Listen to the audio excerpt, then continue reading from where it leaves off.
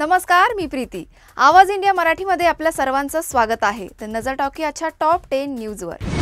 स्वातंत्र्य लढ्यातील शहीदांना अभिवादन आणि देशप्रेमाची भावना जागवणाऱ्या थोर कवी व तत्वज्ञ बंकिमचंद्र चट्टोपाध्याय लिखित वंदे मातरम गीताला आज 150 वर्ष पूर्ण होत आहेत। या निमित्ताने मुख्यमंत्री देवेंद्र फडणवीस यांच्या प्रमुख उपस्थितीत मंत्रालयातील त्रिमूर्ती प्रांगणात वंदे मातरमचे समूह गान करण्यात आलं।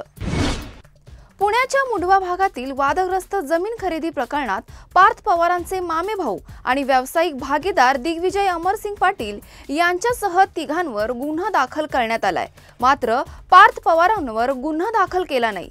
संगनमत करून शासनाचा 5,89,31,800 रुपयांचा मुद्रांक शुल्क बुडाल्याबद्दल हा गुन्हा दाखल करण्यात आलाय। मुलगा पुण्यात 300 कोटींचा व्यवहार करतो हे पित्याला ज्ञात नाही आणि जेव्हा या मुलाचे वडील पुण्याचे पालकमंत्री आहेत, तुमचं तुम्हाला तरी पटतंय का हे बोलताना, असा सवाल अंबादास दानवे यांनी अजितदादांना केलाय। बाजार भावापेक्षा कमी दरात जमीन घेतली गेली आहे। खडसेंचा राजीनामा घेतला गेला। चौकशी होईपर्यंत नैतिकता राखून तुम्ही राजीनामा द्यावा अशी मागणी दानवेंनी केली आहे। आगामी स्थानिक स्वराज्य संस्थांच्या निवडणुकीच्या पार्श्वभूमीवर राजकीय हालचालींना वेग आलाय। सिंधुदुर्ग जिल्ह्यातील कणकवली नगरपंचायतीत शिंदे गट आणि ठाकरे गट एकत्र येण्याची शक्यता व्यक्त होतीये।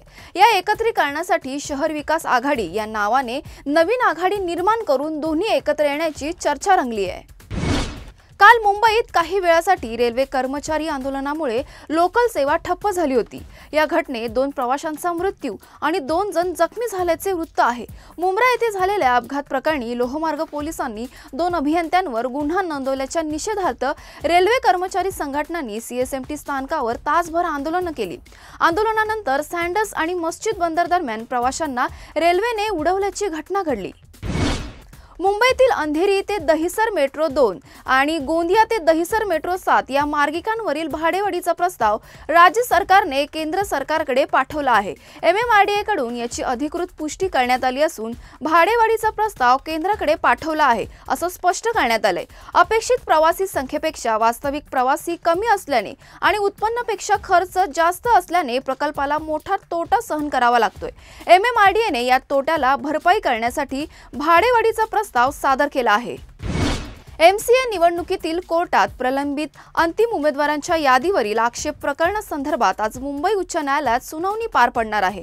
मुंबई क्रिकेट असोसिएशन निवडणुकीचा वाद आता मुंबई उच्च न्यायालयात पोहोचला असून तूर्त उमेदवारांची यादी जाहीर करण्यास अंतरिम मनाई करण्यात आली होती। त्यानंतर आता यावर आज सुनावणी पार पडणार आहे। प्रसिद्ध कीर्तनकार आणि समाज प्रबोधनकार निवृत्ती महाराज इंदुरीकर यांच्या मुलीचा नुकताच साखरपुडा झाला। या कार्यक्रमावर प्रचंड खर्च करण्यात आला। यावरून आता इंदुरीकर महाराज यांच्यावर टीका होत आहे।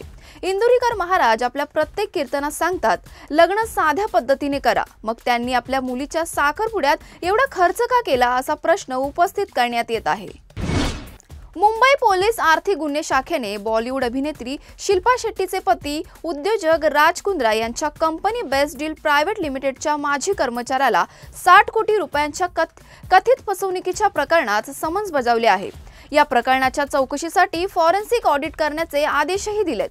पुढील आठवड्यात बेस्ट डील प्रायव्हेट लिमिटेड आणि त्याच्याशी संबंधित कंपन्यांच्या आर्थिक व्यवहारांची सविस्तर पडताळणी करण्यासाठी फॉरेन्सिक ऑडिटरची नियुक्ती केली जाईल। गुपचूप साखरपुडा उरकल्यानंतर आता रश्मिका मंदाना आणि विजय देवराकोंडा आता लग्नाचा बारही उडवणार आहेत। अभिनेत्री रश्मिका आणि विजय देवराकोंडा यांचे लग्न 26 फेब्रुवारी 2026 मध्ये राजस्थानमधील उदयपूर इथल्या एका आलिशान राजवाड्यात होणार आहे। अद्याप रश्मिका मंदाना किंवा विजय देवराकोंडा यांच्याकडून याबाबत कोणतीही अधिकृत माहिती देण्यात आलेली नाही। दरम्यान दोघांच्या लग्नाच्या तारखा सोशल मीडियावर व्हायरल होत असल्यामुळे चाहत्यांची उत्सुकता शिगेला पोहोचली आहे। अशाच महत्त्वाच्या बातम्या बघण्यासाठी पाहत रहा आवाज इंडिया मराठी।